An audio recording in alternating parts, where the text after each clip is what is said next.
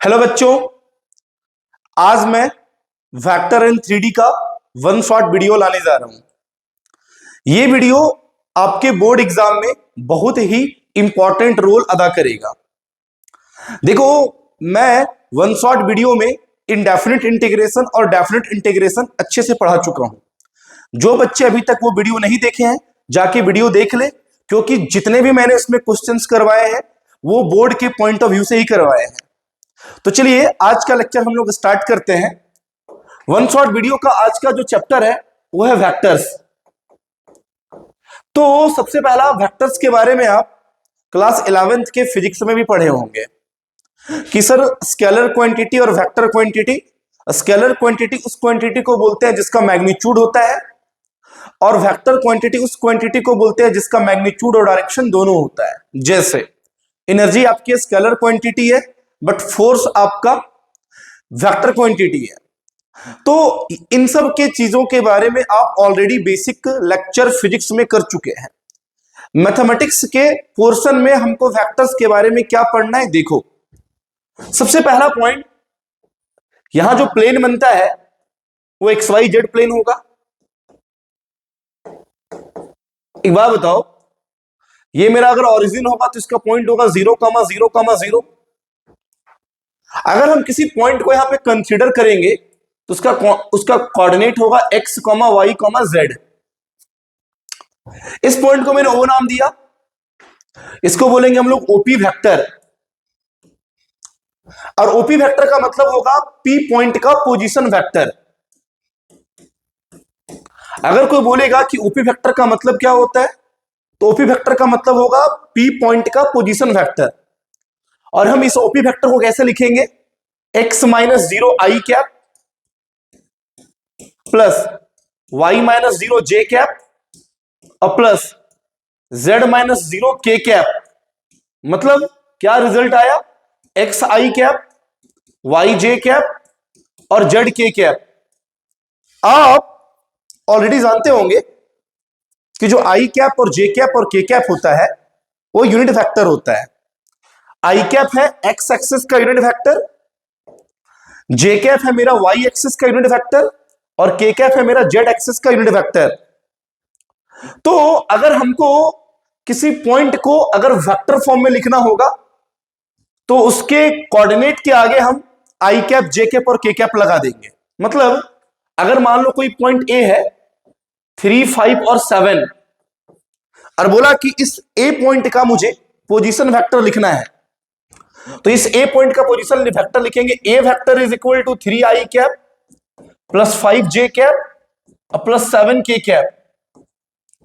और ये A point का पोजीशन वेक्टर है। वेक्टर में हम पॉइंट को कैपिटल लेटर से शो करते हैं और उसके पोजीशन वेक्टर को स्मॉल लेटर से शो करते हैं।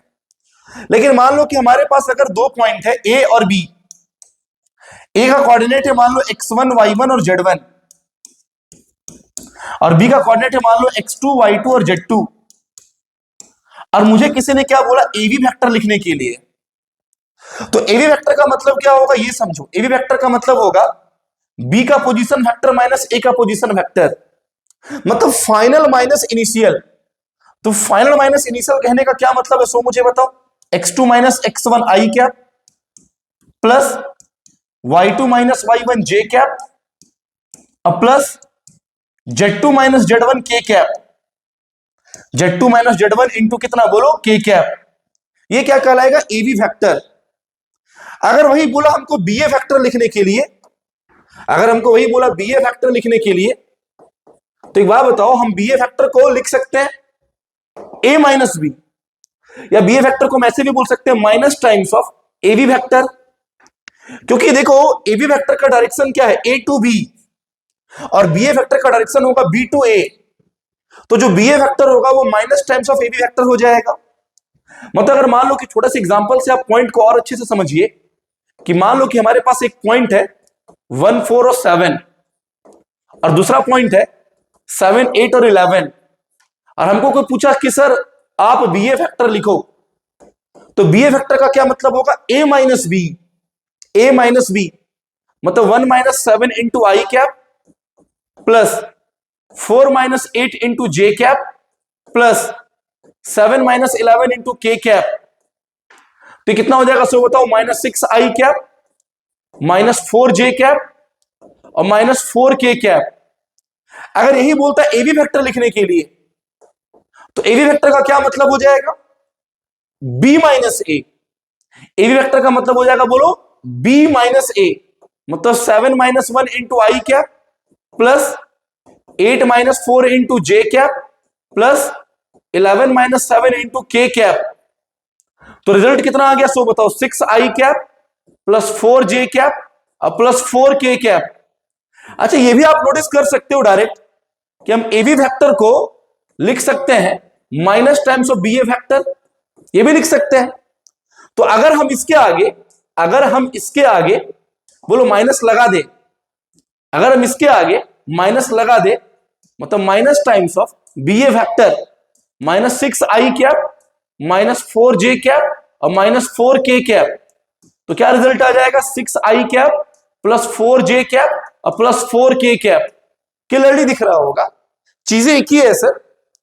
आपको अगर ए बी निकालने के लिए बोला तो बी माइनस ए करो, बी ए निकालने के लिए बोला तो आप ए माइनस बी करो। अब एक बात बताओ, इसमें जो पॉइंट होता है जिसको बोलते हैं डायरेक्शन रेशियो, उसके बाद magnitude and direction cosine. Direction क्या, कोसाइन। किसी भी एक वेक्टर का डायरेक्शन रेशियो, मैग्नीट्यूड और डायरेक्शन कोसाइन का क्या मतलब होता है। तो मान लो कि सपोज दैट मेरे पास एक आर वेक्टर है, मान लो मेरे पास एक आर वेक्टर है, यहां पे मान लिया मैंने, मान लो कि मेरे पास एक आर वेक्टर है यहां पे, ठीक है, ये आर वेक्टर है और आर वेक्टर मान लो मेरा दिया हुआ है एक्स आई कैप प्लस वाई जे कैप और प्लस जेड के कैप। तो डायरेक्शन रेशियो का क्या मतलब होता है, डायरेक्शन रेशियो का मतलब होता है सिंपली एक्सेस का कंपोनेंट। तो एक्सेस का कंपोनेंट क्या क्या सो बताओ, एक्स वाई जेड। अब इस वेक्टर के मैग्नीट्यूड का क्या मतलब है, तो वेक्टर के मैग्नीट्यूड का मतलब होता है सर अंडर रूट एक्स का स्क्वायर प्लस वाई का स्क्वायर और प्लस जेड का स्क्वायर। तो मैंने किसी भी वेक्टर का डायरेक्शन रेशियो निकालना सीख गया, मैग्नीट्यूड निकालना सीख गया। अब आता है डायरेक्शन कोसाइन। ये डायरेक्शन कोसाइन क्या होता है, डायरेक्शन कोसाइन होता है डायरेक्शन रेशियो अपॉन वेक्टर का मॉड, मतलब x अपॉन आर वेक्टर की mod comma y upon R vector की mod comma z upon R vector की मॉड। मतलब अगर किसी भी वेक्टर के लिए अगर हमको डायरेक्शन रेशियो, उस वेक्टर का मैग्नीट्यूड और अगर उस वेक्टर का डायरेक्शन कोसाइन निकालने के लिए पूछे तो हम लोग ऐसे निकाल सकते हैं। मान लो एक छोटा सा प्रॉब्लम लेके समझिए कि मेरे पास एक पॉइंट है 137 और बी एक पॉइंट है 431, ठीक। मुझे पूछा find direction ratio, magnitude and direction cosine of AB vector.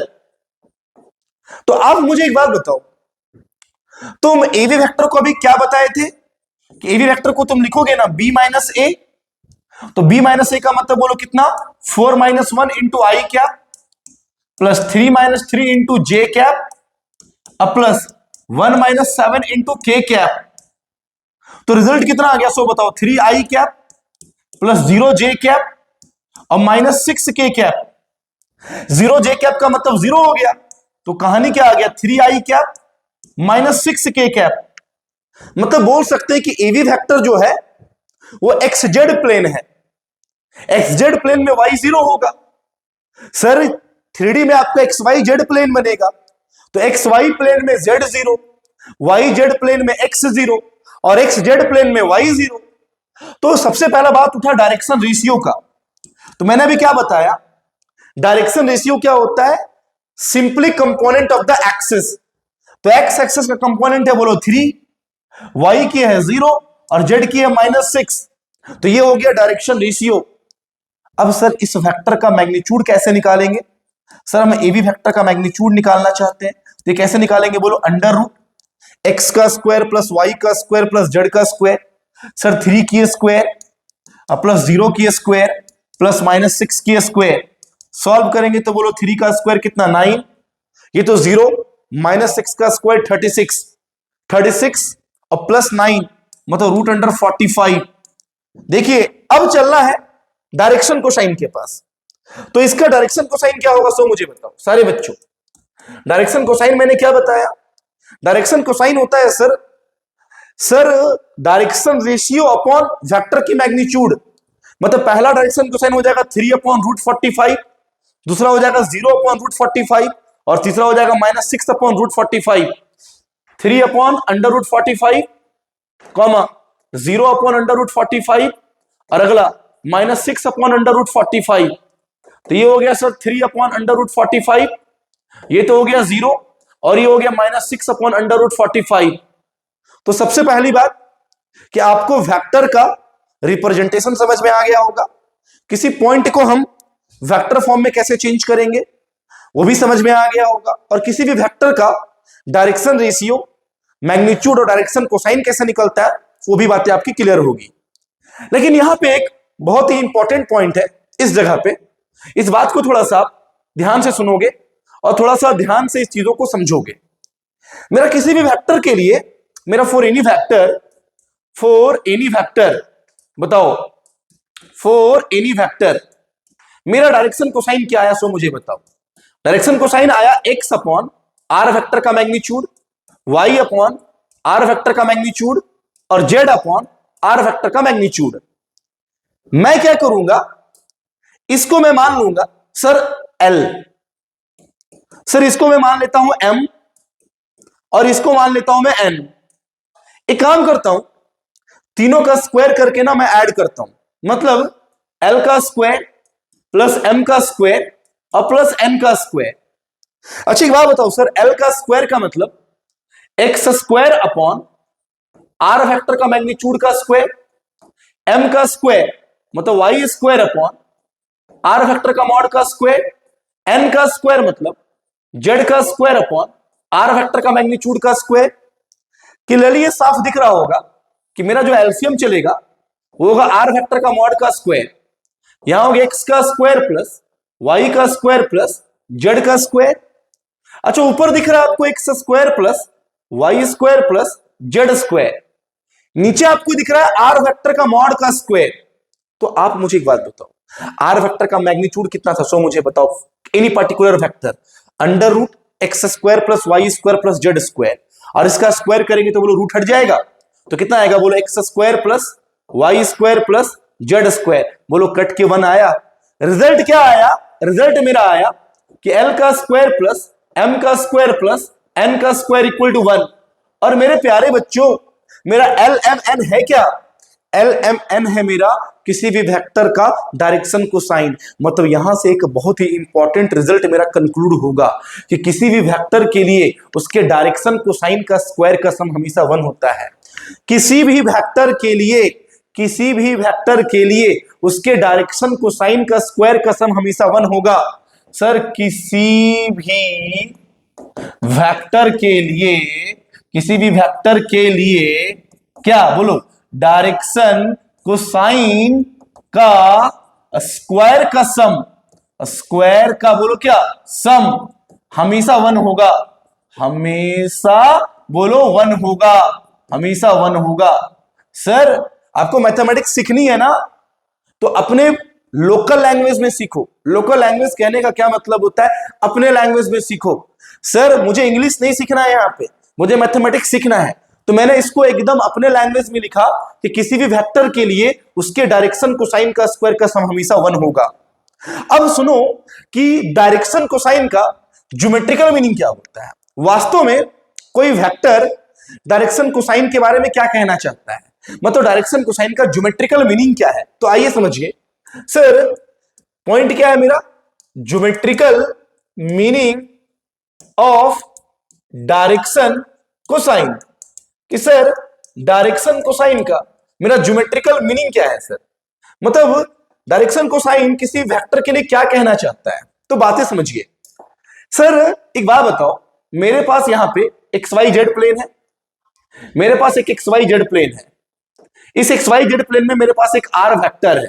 सुनना ध्यान से, मान लो सर ये आर वेक्टर एक्स एक्सिस से अल्फा एंगल बना रहा है, वाई एक्सिस से मान लो मेरा बीटा एंगल बना रहा है, और मान लो जेड एक्सिस से ये मेरा गामा एंगल बना रहा है, ये गामा एंगल बना रहा है। कुछ बच्चे ये सोचेंगे कि ये 180 डिग्री है, नहीं sir, X Y Z plane है, तो एक्स वाई जेड प्लेन में सर या तो मेरा जेड एक्सिस अंदर की होगा या बाहर की ओर होगा, क्योंकि सर तीनों एक्सिस आपस में 90 डिग्री बनाता है। तो यहां मैंने क्या किया, मैंने एक्स वाई जेड प्लेन में एक आर वेक्टर लिया, और वो आर वेक्टर एक्स एक्सिस से अल्फा एंगल बना रहा है, वाई एक्सिस से बीटा एंगल बना रहा है, और जेड एक्सिस से गामा एंगल बना रहा है। तो सर हम, मेरा टॉपिक क्या है, geometrical meaning of direction cosine. Sir cosine का मतलब कॉस का एंगल। तो आप मुझे एक बात बताओ, ये जो आर वेक्टर है वो एक्स एक्सिस से अल्फा एंगल बना रहा है, तो एक्स एक्सिस का डायरेक्शन कोसाइन हो जाएगा cos alpha. Sir Y axis से वो बीटा एंगल बना रहा है, तो वाई एक्सिस का डायरेक्शन कोसाइन का मतलब होगा कॉस बीटा, और जेड एक्सिस से वो गामा एंगल बना रहा है, तो जेड एक्सिस का डायरेक्शन कोसाइन हो जाएगा सर कॉस गामा। एक बात बताओ सर, मैंने भी क्या किया था, डायरेक्शन कोसाइन को एक्सिस के कोरस्पॉन्डिंग एल एम एन माना था। तो एक बिग बात बताओ, एल हो गया मेरा कॉस अल्फा, एम हो गया कॉस बीटा, और एन हो गया कॉस गामा। मेरे पास अभी एक रिलेशन आया था ना सर, रिलेशन क्या था बोलो, L square plus M square और plus N square that is equal to 1। L में डाल दे कॉस अल्फा, तो ये हो गया कॉस स्क्वायर अल्फा, एम हो गया cos square beta, N square हो गया cos square gamma that is equal to 1। अरे सर ये रिलेशन बहुत ज्यादा इंपॉर्टेंट है कि अगर कोई वेक्टर एक्स एक्सिस से अल्फा एंगल बना रहा है, वाई एक्सिस से बीटा एंगल बना रहा है, और जेड एक्सिस से गामा एंगल बना रहा है, तो हमारे पास एक रिलेशन आया cos square alpha plus cos square beta plus cos square gamma is equal to 1। Sir suppose that, मान लो सर एक प्रॉब्लम आया बोर्ड के एग्जाम में कि सर इफ अ वेक्टर, सुनो, if a vector are vector makes 45 degree with I cap, sir 60 degree with K cap, 60 degree with क्या, K cap, and theta angle with J cap, theta angle with क्या, J cap, और theta belongs to 0 से लेके pi का close interval. तो पूछा find angle theta, then find angle theta. एक बात बताओ सर, ध्यान से देखो इस प्रॉब्लम को, कि जो ये वेक्टर आर वेक्टर है ना, वो आई कैप से 45 डिग्री बना रहा है। तो आई कैप से 45 डिग्री बना रहा है, मतलब एक्स एक्सिस से 45 डिग्री बना रहा है। दैट मींस वी कैन से कि अल्फा इज इक्वल टू बोलो 45 डिग्री। अब मुझे एक बात बताओ सर, 60 डिग्री बना रहा है विथ के कैप, तो के कैप का मतलब जेड एक्सिस, और जेड एक्सिस का बोला एंगल था गामा, गामा हो गया 60 डिग्री। और मुझे एक बात बताओ, थीटा एंगल बना रहा है वो जे कैप से, थीटा एंगल बना रहा है जे कैप से, मतलब सर वाई एक्सिस से, मतलब वाई एक्सिस का एंगल बोलो क्या है मेरा, थीटा। इसी थीटा की वैल्यू मुझे फाइंड करनी है 0 पाई के क्लोज इंटरवल पे। एक बात बताओ, रिलेशन पता है कॉस स्क्वायर अल्फा, तो cos square 45 degree plus cos square beta मतलब कॉस स्क्वायर थीटा, और कॉस स्क्वायर गामा मतलब cos square 60 degree that is equal to 1। Sir cos 45 1/√2, 1/√2 के स्क्वायर बोलो 1/2, plus this one is cos square theta plus cos 60 1/2, उसका square करने पे बोलो 1/4 that is equal to 1। Sir cos square theta is equal to 1 minus 1/2 minus 1/4, उसको उधर ले गए, तो बोलो cos square theta is equal to, LCM is बोलो 4, 4 माइनस 2 माइनस 1, चेक करो कैलकुलेशन मिस्टेक नहीं होना चाहिए। चलो cos square theta is equal to, solve करने पे 4 माइनस 3 मतलब बोलो 1/4, तो cos theta is equal to हो गया बोलो प्लस माइनस 1/2, स्क्वायर हटेगा तो दो वैल्यू आएगा, एक प्लस में और एक माइनस पे। अब मुझे एक बात बताओ, इसमें दो केस की कहानी है। पहले केस की कहानी है कि cos थीटा हाफ है, तो एक बात बताओ cos थीटा हाफ है मतलब पॉजिटिव है, और थीटा कहां से कहां तक है, 0 से लेके पाई तक। तो सर 0 से लेके पाई तक में दो ही क्वाड्रेंट कवर होगा सर, फर्स्ट क्वाड्रेंट और सेकंड क्वाड्रेंट, और हमको कॉस चाहिए पॉजिटिव, तो फर्स्ट और सेकंड क्वाड्रेंट में कॉस कहां पॉजिटिव होता है? First quadrant. तो theta is equal to half मतलब 60 डिग्री। लेकिन केस 2 एक और है, cos theta is equal to minus half. एक बात बताओ, 0 से पाई तक में सर सेकेंड क्वाड्रेंट ही होगा जहां कॉस नेगेटिव होगा। और याद करो सेकेंड क्वाड्रेंट का एंगल होता है 180 माइनस थीटा, मतलब 180 माइनस थीटा मतलब 60 डिग्री, मतलब 120 डिग्री। मतलब सर थीटा का दोनों एंगल ले सकते हैं, 60 डिग्री भी ले सकते हैं और हम 120 डिग्री भी कंसिडर कर सकते हैं। लेकिन इस रिलेशन को आपको पहले दिमाग में अच्छे से बैठा के चलना होगा कि cos square beta plus cos square alpha plus cos square beta plus cos square gamma is equal to 1। Sir suppose that, मान लो एक प्रॉब्लम ऐसा भी आ सकता है, सपोज दैट, मान लो क्या प्रॉब्लम आ सकता है, समझोगे ध्यान से कि sir if any vector are vector makes या if any vector r vector is equally inclined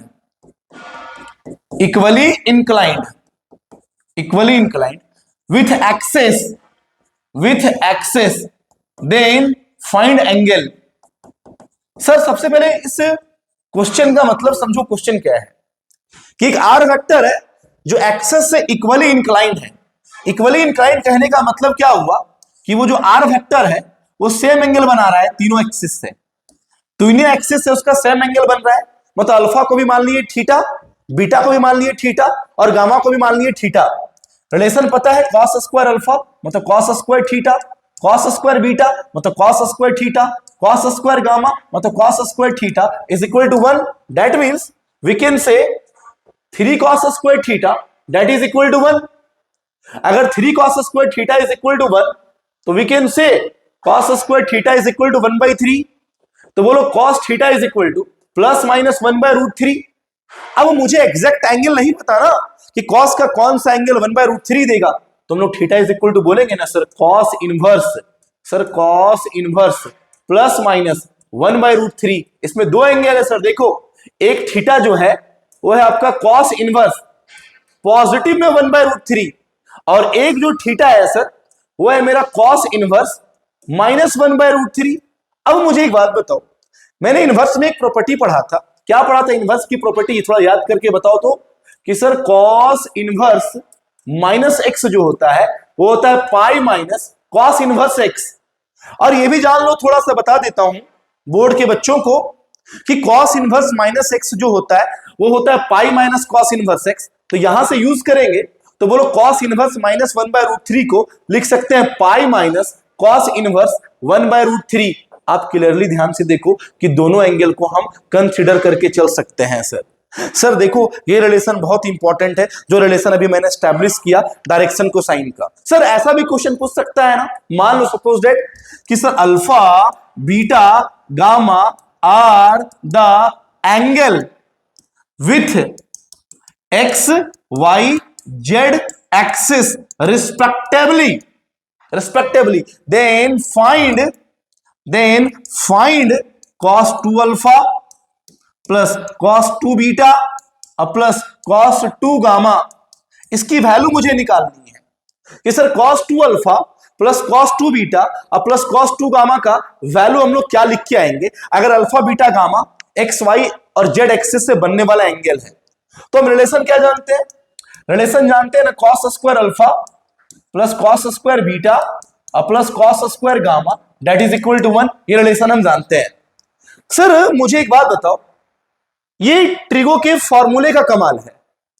trigonometric फॉर्मूले के अकॉर्डिंग हम cos स्क्वायर अल्फा को लिख सकते हैं 1 प्लस cos 2 अल्फा बाई 2, इसको लिख सकते हैं 1 प्लस cos 2 बीटा बाई 2 और इसको लिख सकते हैं हम 1 प्लस cos 2 गामा बाई 2 और दैट इज इक्वल टू 1। एक बार बताओ एलसीएम 2 उधर चला गया, 1 1 1 3 plus cos 2 alpha plus cos 2 beta plus cos 2 gamma that is equal to 1, that is equal to 2। उधर जाके 2 एलसीएम उधर जाके 2 मल्टीप्लाई हुआ ना, देखो उधर जाके 2 बन गया। बोलो कोई दिक्कत है, कोई भी कंफ्यूजन नहीं होना चाहिए। देखो ये सब छोटी छोटी चीजें हैं। देखो आ जाओ, देखो आ जाओ ध्यान से देखो, चलो तो एक बार बताओ, यहां से cos 2 alpha plus cos 2 beta plus cos 2 gamma that is equal to we can say 2 minus 3 that is equal to -1। Sir उम्मीद है कि डायरेक्शन कोसाइन से जो मैंने 3 प्रॉब्लम करवाया वो आपको पूरी तरह से क्लियर होगा। और ये देखो सर, बोर्ड के पॉइंट ऑफ व्यू से मैं अभी वन शॉट बना रहे हैं, मैं हर एक चैप्टर का वन शॉट बनाऊंगा, हर एक चैप्टर का डिटेल थ्योरी पढ़ाऊंगा, हर एक चैप्टर का पीवाईक्यू करवाऊंगा जेईई मेन एडवांस का। लेकिन सर अभी मैं स्पेशली फोकस किया हूं बोर्ड के पॉइंट को लेकर, क्योंकि देखो सर सीबीएसई बोर्ड का एग्जाम स्टार्ट होने में हार्डली से हार्डली हमको लग रहा है 20 दिन और बचे होंगे। जैक बोर्ड का एग्जाम में सिर्फ अभी मेरा बचा हुआ है 6-7 दिन। तो इन सब वीडियो को आप देख के जाएंगे तो आपको एग्जाम में बहुत यूजफुल होगा ये वीडियो, याद रखना। चलो, डायरेक्शन रेशियो समझ गए, डायरेक्शन कोसाइन समझ गए, वेक्टर का मैग्नीट्यूड समझ गए, चलते यूनिट वेक्टर कि किसी भी वेक्टर का हम यूनिट वेक्टर कैसे फाइंड करते हैं। सुनो, किसी भी वेक्टर के यूनिट वेक्टर का निकालने का तरीका होता है वेक्टर अपॉन वेक्टर का मैग्नीट्यूड। सबसे पहले बात, ये बात तो आपको पता होना चाहिए यूनिट वेक्टर का क्या मतलब होता है। यूनिट वेक्टर का मतलब होता है वैसा वेक्टर जिसका मैग्नीट्यूड 1 यूनिट हो।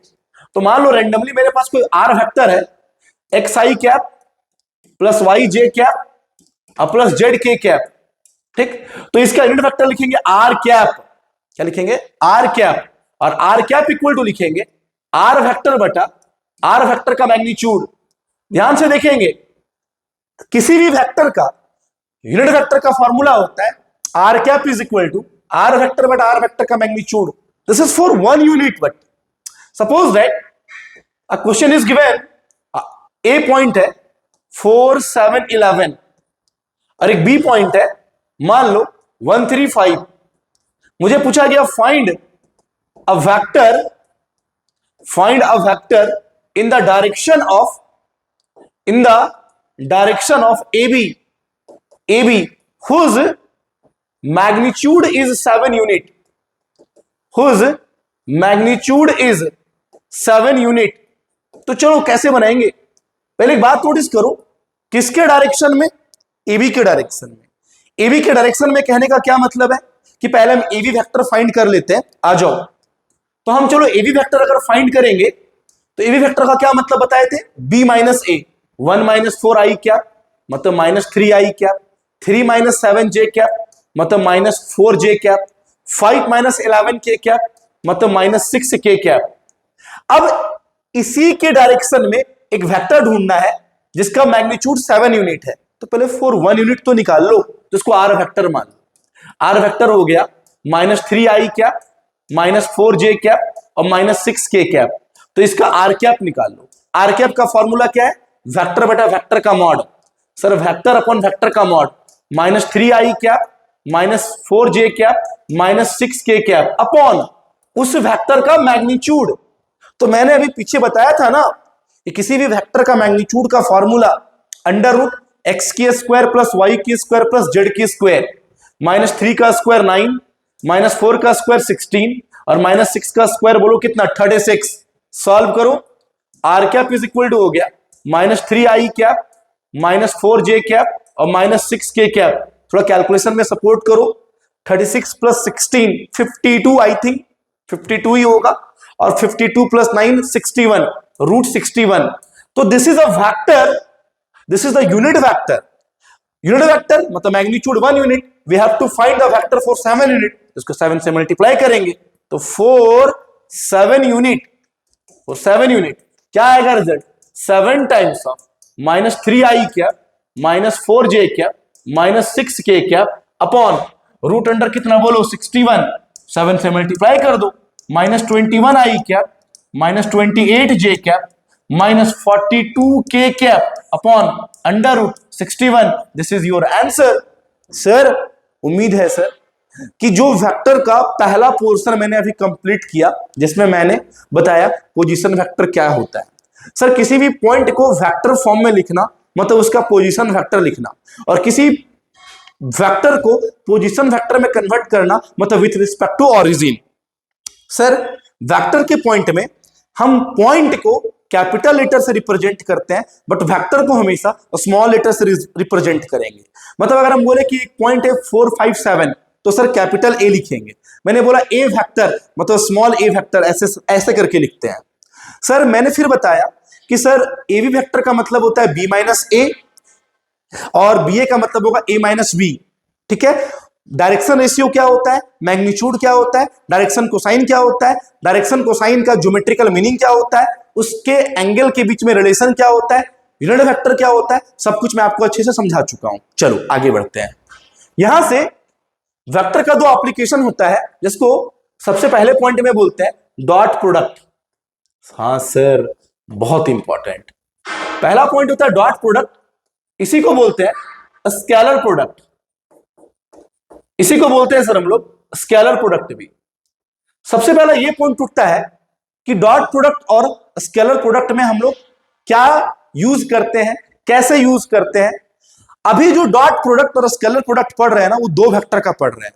एक और टॉपिक होता है जिसको बोलते हैं स्केलर ट्रिपल प्रोडक्ट, वो ना सिलेबस से हटाया हुआ है, 3-4 साल से नहीं आ रहा है। हाँ, जेई के एग्जाम से भी हटा हुआ है, लेकिन एनटीए वाले सर कभी नहीं सुधरेंगे। एनटीए वाले वो स्केलर ट्रिपल प्रोडक्ट से प्रत्येक साल 3 या 4 क्वेश्चन डाल दे रहे हैं, भले वो डिलीटेड पोर्शन हो। लेकिन हाँ, ये हम कंफर्म है कि सर ये श्योरिटी है आपकी कि सीबीएसई बोर्ड का एग्जाम हो चाहे किसी अदर स्टेट बोर्ड का एग्जाम हो, उसमें आपका स्केलर ट्रिपल प्रोडक्ट नहीं आएगा। तो डॉट प्रोडक्ट और स्केलर प्रोडक्ट क्या होता है ये समझिए। सर पहला जो पॉइंट होता है उसको बोलते हैं ए वेक्टर डॉट बी वेक्टर। हम दो वेक्टर के बीच का डॉट प्रोडक्ट, मतलब दो वेक्टर के बीच का डॉट प्रोडक्ट का मतलब एक स्केलर क्वांटिटी आएगा। मतलब सर कभी भी हम ये नहीं बोलेंगे कि ए डॉट बी जो होगा वो 4i कैप आ सकता है, पॉसिबली नहीं है। सर टॉपिक का नाम ही है स्केलर प्रोडक्ट। स्केलर प्रोडक्ट का मतलब सिर्फ जिसका वैल्यू आता है सर हम ये कभी नहीं बोल सकते कि ए डॉट बी कभी 3i cap plus 7j cap और प्लस 9k कैप आए, ये नहीं हो सकता है। तो A vector dot B vector को क्या लिखते हैं, याद करो सर, 11th के फिजिक्स में भी पढ़े होंगे, ए का मैग्नीट्यूड बी का magnitude into cos theta. Sir A vector dot B vector को लिखते हैं ए का मैग्नीट्यूड इंटू बी का मैग्नीट्यूड इंटू कॉस थीटा। तो we can say from here what कि cos theta that is equal to A vector dot B vector upon A vector का magnitude into B vector का magnitude. Sir याद रखोगे ये दो vector के बीच का एंगल निकालने का एक बहुत ही सुंदर सा फॉर्मूला है। क्या है formula? cos theta is equal to vector a dot vector b upon vector a का मैग्नीट्यूड इंटू वेक्टर बी का मैग्नीट्यूड। कहानी को ध्यान से सुनेंगे।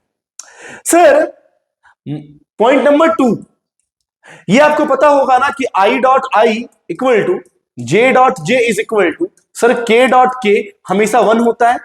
बट सर एक बात बताओ, I dot J is equal to J dot K is equal to I dot के हमेशा 0 होगा। Sir I dot I J dot J K dot के हमेशा 1 होगा।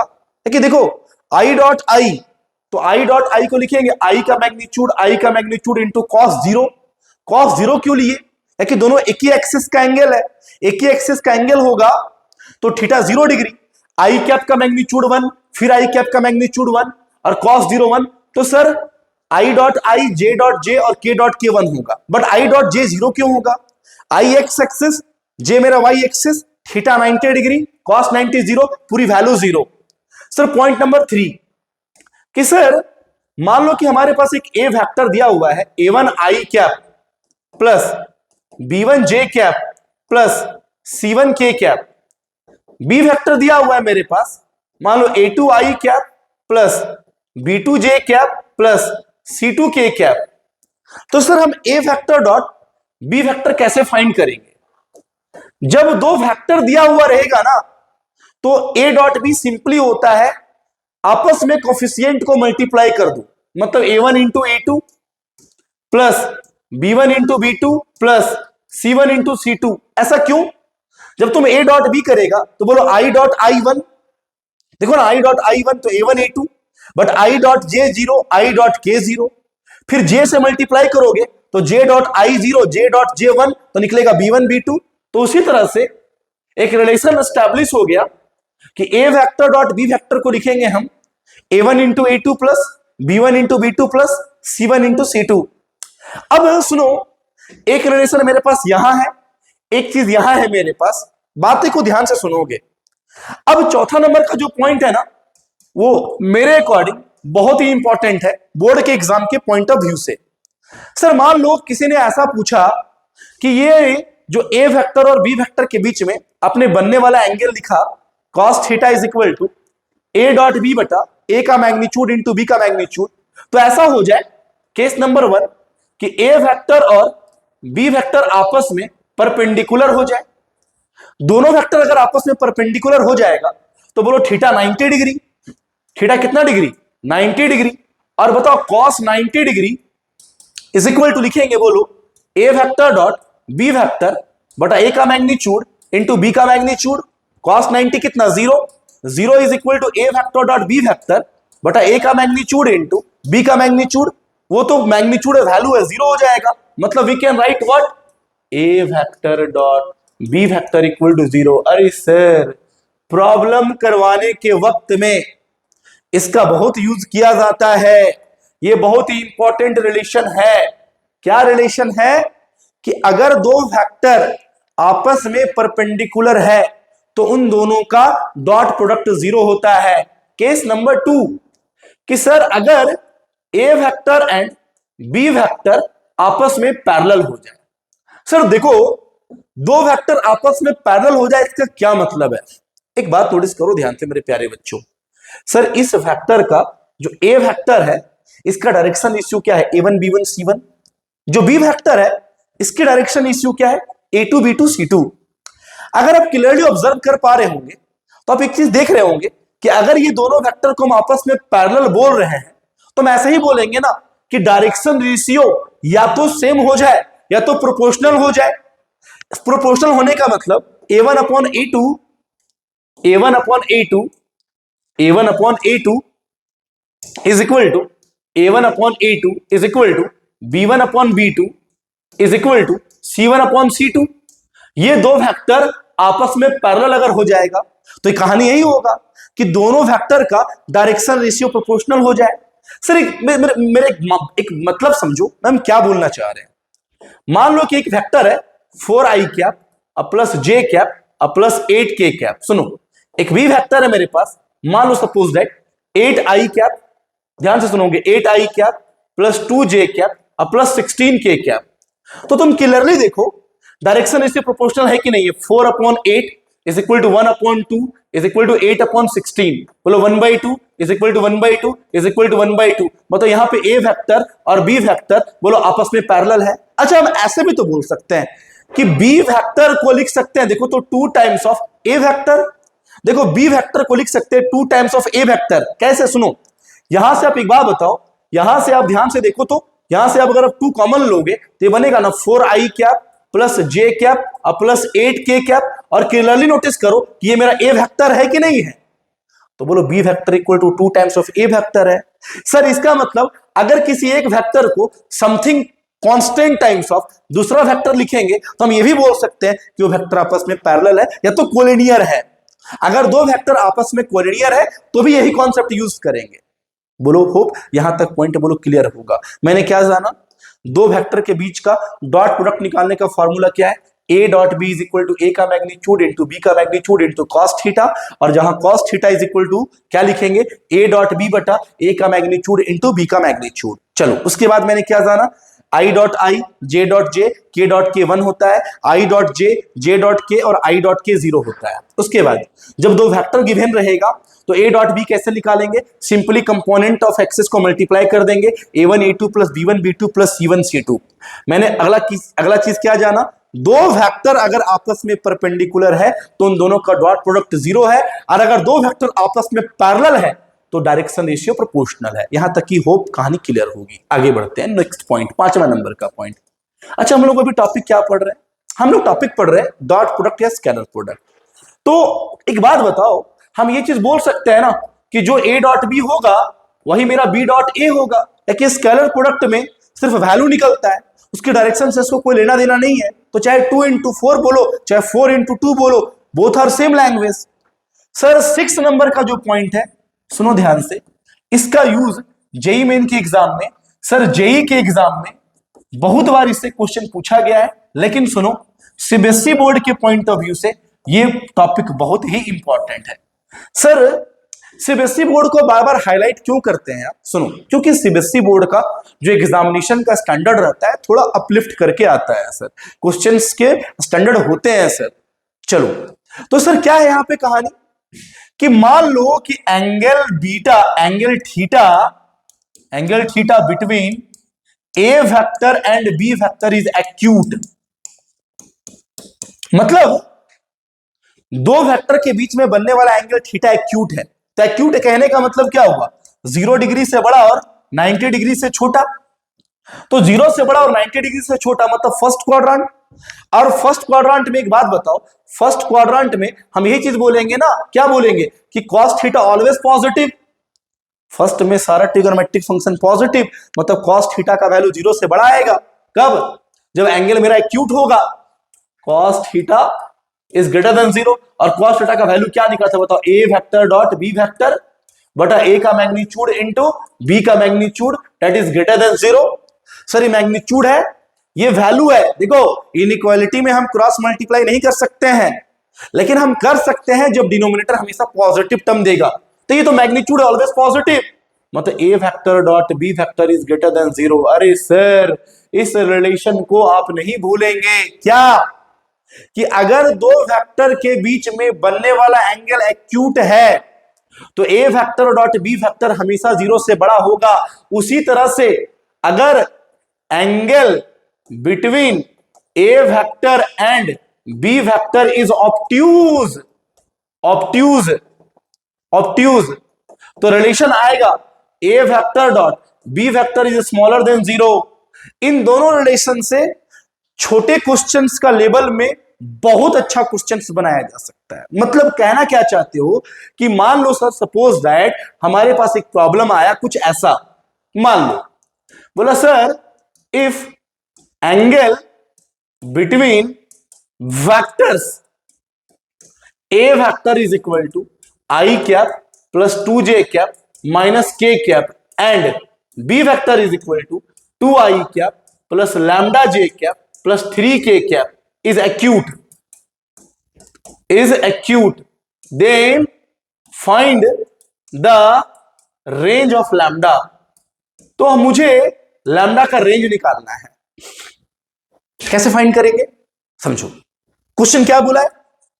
इन दोनों वेक्टर के बीच में जो बनने वाला एंगल है वो एक्यूट है। देखो एक्यूट है, तो एक्यूट का मतलब क्या होगा बताओ? A vector dot B vector is greater than 0। मैंने भी बताया ना यहां पे। What is A vector? I cap plus 2j cap minus k cap और डॉट बी वेक्टर क्या है मेरा? बोलो 2i cap plus lambda j cap और plus 3k cap is greater than कितना? 0। चलो डॉट लो। डॉट कैसे लेते हैं अभी बताया था ना, दो वेक्टर के बीच का। सिंपली एक्सिस के कंपोनेंट को आपस में मल्टीप्लाई कर दो। तो बोलो 1 into 2 2, 2 into lambda 2 lambda, minus 1 into 3 minus 3 is greater than 0। बोलो 2 lambda minus 1 greater than 0। Lambda is greater then 1/2। अगर लैम्डा 1/2 से बड़ा है मेरे भाई, अगर लैम्डा मेरा 1/2 से क्या है? बड़ा है, तो बताओ लैम्डा का इंटरवल कहां से कहां तक? 1/2 से इंफिनिटी। लैम्डा बिलोंग्स टू निकल गया, लैम्डा का रेंज आ गया मेरा। क्या आ गया लैम्डा का रेंज बताओ? 1/2 से इंफिनिटी। क्यों? क्योंकि जो लैम्डा है देखो ध्यान से, वो 1/2 से आपका ग्रेटर है। तो सर हमने इस छोटे से क्वेश्चंस में इस छोटे से फॉर्मेट से, इस छोटे से कॉन्सेप्चुअल पॉइंट से एक अच्छा क्वेश्चन बोर्ड के पॉइंट ऑफ व्यू से निकाल लिया। चलो होप यहां तक का पॉइंट क्लियर होगा। अब टॉपिक को लेके डॉट प्रोडक्ट में हम आगे बढ़ते हैं। चलो 7 नंबर के पॉइंट में मूव करते हैं। 7 नंबर के पॉइंट में क्या है सुनो। अब याद करो, a प्लस बी के होल स्क्वायर को आप लिखते हो ना, a square plus b square plus 2ab। उसी तरह से a vector plus B vector के होल स्क्वायर को क्या लिखा जाता है? a vector plus B vector dot a vector plus B vector. अब इसको जब मल्टीप्लाई करेंगे तो रिजल्ट क्या होगा? सो सुनो, a डॉट a प्लस अगला होगा देखो a डॉट b, अगला होगा बोलो b डॉट a, अगला होगा बोलो b डॉट b। सुनो a डॉट a को लिख सकते हैं a का मैग्नीट्यूड का square. Sir vector dot vector is equal to vector के मैग्नीट्यूड का स्क्वायर होता है। तो एक बात बताओ सर, क्या मैंने बोला? Vector dot vector, vector dot क्या? वेक्टर इज इक्वल टू क्या होता है? वेक्टर का मैग्नीट्यूड का स्क्वायर। तो वेक्टर का मैग्नीट्यूड का स्क्वायर हो गया। अब एक बात बताओ, जो ए डॉट बी होगा वही बी डॉट ए होगा, तो ये हो गया 2 times of A dot b, और ये हो गया बोलो बी वेक्टर का मैग्नीट्यूड का स्क्वायर। रिजल्ट सर बहुत सुंदर है, कभी इसको भूलना नहीं है। क्या है रिजल्ट? देखो, a vector plus B vector के होल स्क्वायर को हम लोग लिखेंगे ए वेक्टर का मैग्नीट्यूड का square plus 2 times of a vector dot B vector plus B vector का मैग्नीट्यूड का स्क्वायर। उसी तरह से a vector minus b vector के होल स्क्वायर को लिखेंगे ए वेक्टर का मॉड का square minus 2 times of a vector dot B vector plus B vector का मैग्नीट्यूड का स्क्वायर। सर उसी तरह से ध्यान से सुनोगे sir, A vector plus B vector plus C vector के होल स्क्वायर को लिखेंगे हम ए वेक्टर का मॉड का स्क्वायर प्लस बी वेक्टर का मॉड का स्क्वायर प्लस सी वेक्टर का मॉड का square. Sir plus 2 times of A dot B plus 2 times of B dot C plus 2 times of C dot A. Sir A vector plus B vector plus C vector के whole square को कुछ हम ऐसा लिखेंगे sir. और सुनो, इससे problems का स्टैंडर्ड बहुत ही इजी होता है, लेकिन तब जब आप इसको यूज करना जानोगे। मतलब यूज करना जानोगे इसका क्या मतलब आप बता रहे हो सर? समझो कि मान लो कि सपोज राइट, मेरी बात सुनो, एक प्रॉब्लम है, लिखा हुआ है इफ ए वेक्टर का मैग्नीट्यूड है 3, बी वेक्टर का मैग्नीट्यूड है 4, सी वेक्टर का मैग्नीट्यूड है मान लो 5 and a vector plus B vector plus C vector equal to बोला है 0 वेक्टर। तो पूछा है then find a dot B plus b dot C plus c dot a. अब समझो कैसे बनेंगे। आप मुझे सबसे पहले बात बताओ, मेरे पास गिवन क्या है? ये गिवन क्या है बोलो? ए vector plus B vector plus C vector equal to 0 vector. देखो यहां से तुमको एक लैंग्वेज हम बोल रहे हैं, उस लैंग्वेज को ध्यान से सुनना। सर कभी भी दो वेक्टर का सम दिया हुआ है, दो वेक्टर का डिफरेंस दिया हुआ है, फिर 3 वेक्टर के बीच में प्लस माइनस का साइन है, तो उसका स्क्वायर कर दो। स्क्वायर करने से क्या होगा, तुम्हें फॉर्मूला मिल जाएगा। स्क्वायर करेंगे तो A vector plus B vector plus C vector का whole square equal to 0 vector का स्क्वायर तो 0 ही हो जाएगा। फॉर्मूला में बदलो, ए का मॉड का स्क्वायर, बी का मॉड का स्क्वायर, सर सी का मॉड का square plus 2 times of 2 common ले लेंगे तो बोलो a dot B plus b dot c अब प्लस बोलो कितना c dot a that is equal to 0। A vector का मैग्नीट्यूड 3, स्क्वायर करने पे 9, 4 का स्क्वायर हो गया 16, सी का मैग्नीट्यूड 5 तो मतलब 25 प्लस 2 टाइम्स ऑफ बोलो a dot B plus b dot c अब प्लस बोलो कितना c dot a that is equal to 0। What is your result? 16 plus 9 25 plus 25 50, उधर जाके माइनस 50। तो sir a dot B plus बोलो बी डॉट सी अब plus बोलो कितना c dot a is equal to minus 50/2। Your answer is बोलो कितना minus 25। Sir देखो छोटा प्रॉब्लम था, लेकिन अगर आप इस फॉर्मूले को भूल जाएंगे तो आपको प्रॉब्लम नहीं बनेगा। इस बात को समझिए ध्यान से। होप सर डॉट प्रोडक्ट का यहां तक का पॉइंट आपका क्लियर होगा। डॉट प्रोडक्ट में अगला जो पॉइंट आता है सर उसको हम लोग बोलते हैं sir projection of vector. Sir projection of vectors, sir किसी भी वेक्टर का प्रोजेक्शन कैसे निकालते हैं? इसमें 2 फॉर्मूला है, ए वेक्टर का प्रोजेक्शन बी वेक्टर पे और बी वेक्टर का प्रोजेक्शन ए वेक्टर पे। पहला होता है projection of a vector on b vector that is equal to a dot B बटा बी का मैग्नीट्यूड। और अगर हमको बोला सर सुनो projection of b vector on a vector तो दैट इज इक्वल टू बोलो बी डॉट ए अब बटा ए का मैग्नीट्यूड। सर हम प्रोजेक्शन ऑफ वेक्टर तक डॉट प्रोडक्ट को खत्म करते हैं। सर हम आज का लेक्चर यही खत्म करते हैं।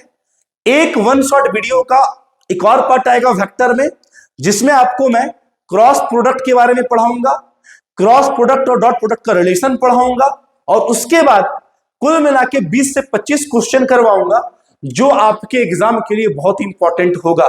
तो आज के लिए जय हिंद। ठीक है, चलो।